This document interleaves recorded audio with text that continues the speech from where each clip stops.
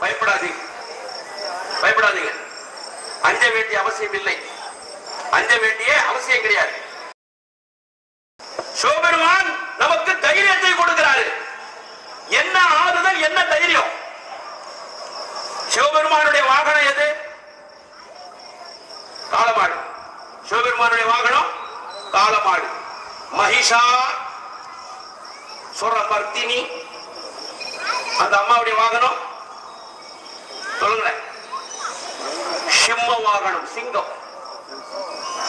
உமையவள் பார்வதி, மீனாட்சி, காமாட்சி, காளியம்மா, மகிஷாசுரமர்த்தினி இவங்களுடைய வாகனம் சிங்கம், சிம்ம வாகனம்.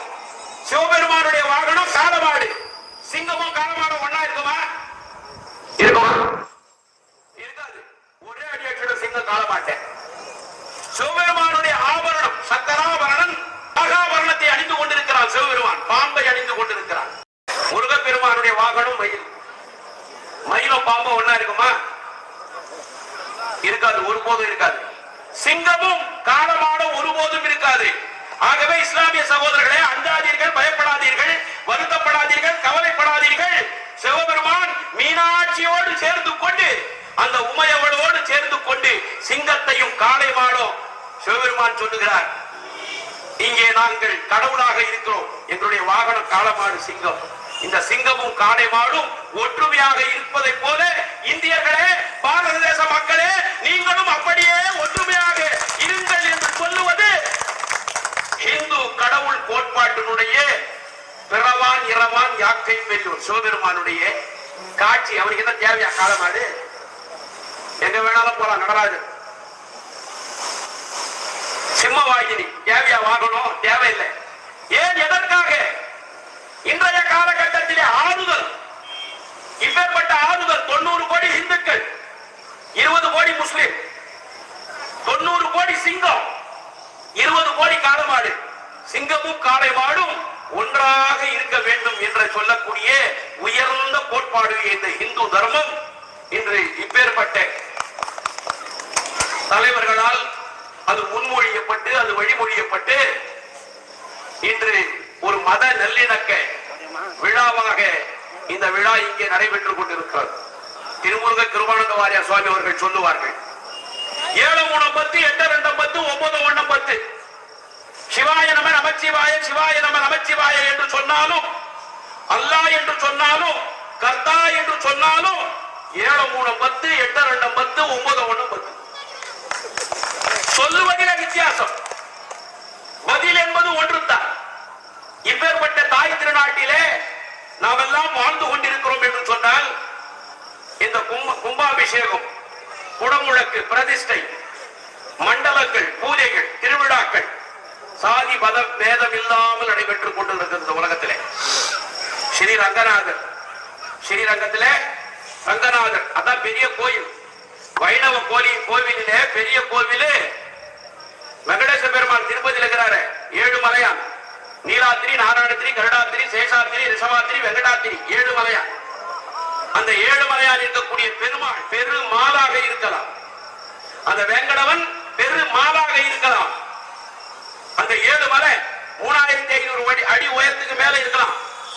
ஆனால் அந்த வேங்கடவன் ஆட்சி செய்கின்ற 7 மலை உயர்வர உயர்நலம் உடையவன் எவனவன், அயர்வர அமரர்கள் அருளினன் எவனவன், மயர்வர மதிநலம் உடையவன் எவனவன், துயரரு சுடரடி தொழுது எழு மணலே என்று அந்த வேங்கடபதியை, அந்த வேங்கடவனை நாம் எல்லாம் போற்றுகிறோம் என்று சொன்னால் அது பெரிய கோயில் இல்லை. எது பெரிய கோயில்? ஸ்ரீரங்கத்திலே இருக்கக்கூடிய ரங்கநாதருடைய கோயில் தான் வைணவத்திலே பெரிய கோயில். அப்பேற்பட்ட அந்த ரங்கநாதர் கோயில்ல துலுக்க நாச்சியாருக்கு தனி சன்னதி. துலுக்க நாச்சியாருக்கு தனி சன்னதி. ரங்கநாதர் வெளியே வருகிறார், உற்சவ மூர்த்தியாக வெளியே வருகிறார். பல்லக்கில வராரு. பல்லக்கில வரும்பொழுது ரங்கநாதர் ஆலயத்தில் இருந்து பல்லக்கிலே ரங்கநாதர் வருகிறார். பல்லக்கை கீழே வைக்கிறார்.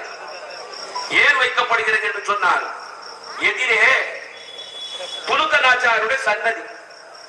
எதற்காக வைக்கிறார்கள்?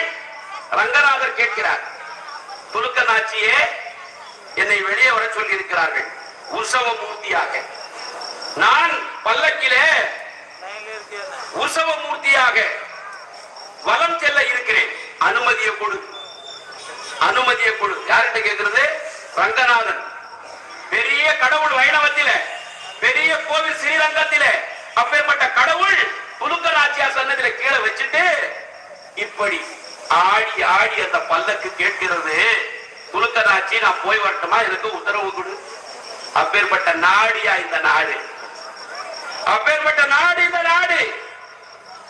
தஞ்சாவூரிலே இருக்கக்கூடிய கிழக்கு வாசல் பகுதியிலே இருக்கக்கூடிய சிவபெருமானுடைய ஆலயம் இருக்கிறது. தஞ்சாவூர்ல கிழக்கு வாசல் பகுதியில ஜிப்பா அணிந்து கொண்டு, லுங்கியை அணிந்து கொண்டு, தொப்பியை போட்டுக் கொண்டு, அந்த கோயிலுக்கு என்ன பெயர் என்று சொன்னால் மாலையை போட்டுகிறாரு. பூமாலை ராவுத்தர் கோவில், மீமிசல், துறைமுகம், துறைமுகம், திருப்பெருந்துறை, மதுரை நேடு. குதிரை வாங்க வந்தவர் மாணிக்க வாசகர். அப்பேற்பட்ட மாணிக்க வாசகர் திருப்பெருந்துறையிலே சிவாய நம சிவாய நம சிவாய நம நமச்சிவாய நமச்சிவாய நமச்சிவாய என்கின்ற 5 எழுத்து மந்திரத்தை காதில் கேட்டு எங்கே ஒலிக்கிறது அந்த நாதம் என்று அவர்கள் காட்டு வழியாக திருப்பெருந்துறை இன்றைய ஆவுடையார் கோயில் இருக்கிறதே, அங்கே அவர்கள் பார்க்கிறார்கள், கேட்கிறார்கள்.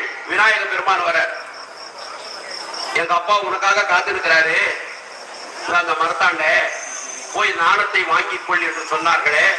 அப்பேற்பட்ட குரு இருந்த மரம் திருப்பெருந்துறை.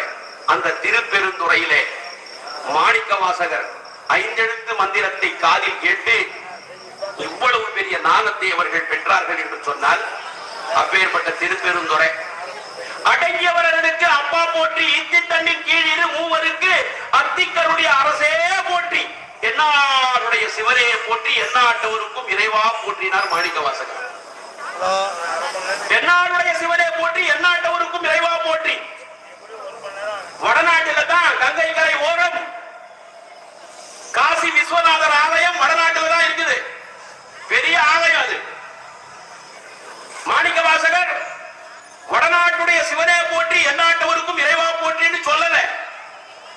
ஏன் சொல்லலன்னா, இந்த தென்னகத்திலே தான், தென்னாட்டிலே தான் பெரிய பெரிய ஆலயங்கள் இருக்கிறது. மீனாட்சி சுந்தரேஸ்வரர் ஆலயம் மதுரையில நீங்க எல்லாம் போய் பார்த்திருப்பீங்க. மீனாட்சி சுந்தரேஸ்வரர் ஆலயம்.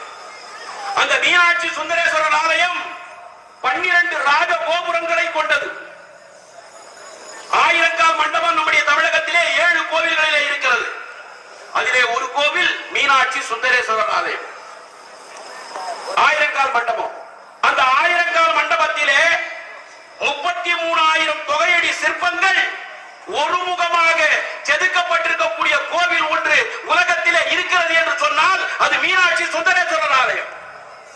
சிவபெருமான் 64 திருவிளையாடல்களையும் நடத்தி காட்டிய ஒரே ஆலயம் மீனாட்சி சுந்தரேஸ்வரர் ஆலயம். இப்பேற்பட்ட அந்த பெருமை இருக்கக்கூடிய காரணத்தினால் தான், இந்த கோவிலுடைய பெருமை இருக்கக்கூடிய காரணத்தினால் தான் எந்நாடுடைய சிவனையை போற்றி, எந்நாட்டவருக்கும் இறைவா போற்றினார்.